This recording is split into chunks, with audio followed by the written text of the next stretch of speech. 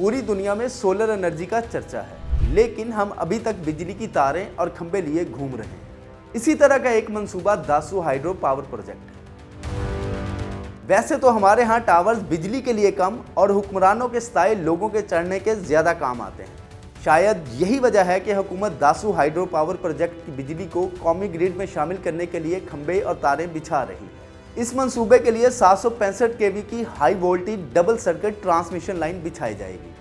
इसके लिए 250 किलोमीटर तक 83 मीटर ऊंचे 674 टावर लगेंगे। लेकिन इस सारे काम के लिए जमीनें आम लोगों की इस्तेमाल होंगी। सबसे अहम बात, इस मंसूबे के लिए माली मुआवनत आलमी बैंक कर रहा है। इससे पहले भी आलमी बैंक ने सिंध में LBOD का मंसूबा स्पॉन्सर किया था, जो गाहे बगाहे सिंध में सैलाब का बाइस बनता रहता है।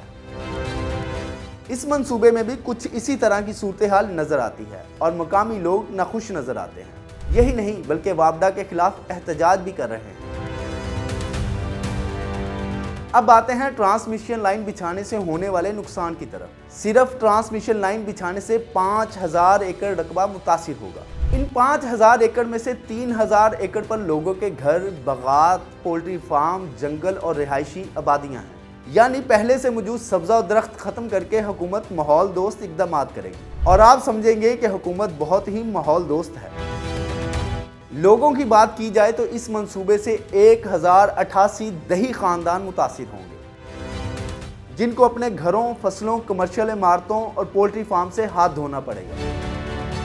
इसके साथ साथ इस तफसीली रूट से 29,729 दरख्त भी काटे जाएंगे, जिनमें से 25,000 दरख्त आम लोगों के हैं। शायद हुकूमत ने यह सोचकर यह कदम उठाया होगा कि यहाँ तो पहले ही मिलियंस दरख्त लगे हुए हैं, तो जिनमें से चंद हजार कम हो गए तो फर्क नहीं पड़ता।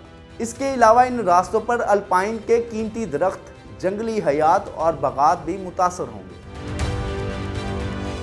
इस मंसूबे में हुकूमत ने अवाम के साथ एक खेल ये भी खेला है कि यहाँ लैंड एक्विजिशन एक्ट का इस्तेमाल नहीं किया गया, क्योंकि वरना लोगों को ज़मीनों का मुआवजा देना पड़ता।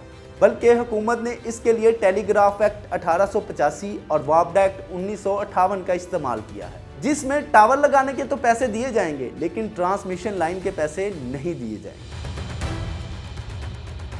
मुकामी लोगों के मुताबिक इन इक़दामात से एक तो उनको हिजरत करना पड़ेगी और दूसरा यहाँ पर ज़राअत ख़त्म हो जाएगी। यही नहीं बल्कि मकामी लोग तो यहाँ तक कहते हैं कि इतनी हाई वोल्टेज तारों के नीचे जाने से जानी नुकसान भी हो सकता है। लिहाजा दिल बर्दाश्ता ना हो, बल्कि अपनी बारी का इंतज़ार करें कि आलमी बैंक कब आपके इलाके में कोई मंसूबा स्पॉन्सर करता है।